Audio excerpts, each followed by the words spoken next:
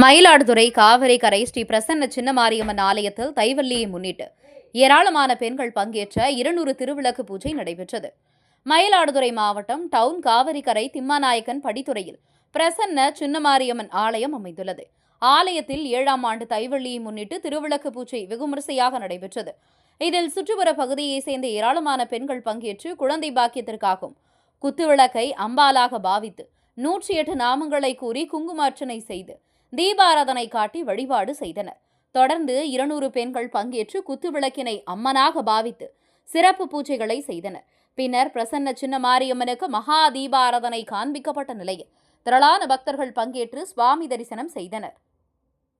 குங்குமம் போட்டு நிறைய ஆபரணங்கள், நெக்லஸ், ஹாரம், வளையல் எல்லாம் நம்பாருக்கு அந்த ஆபரணங்கள்லாம் போட்டு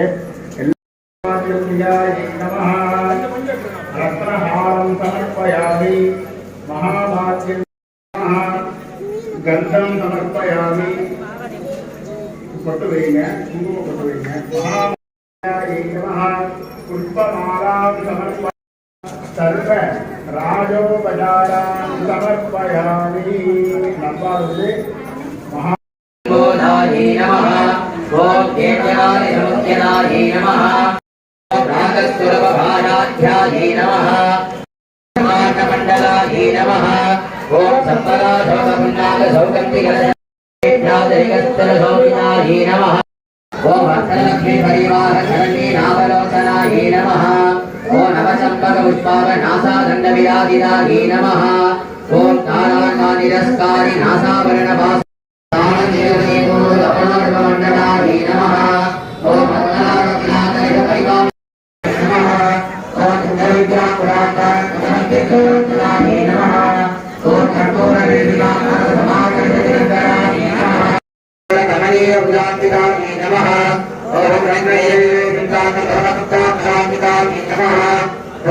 Om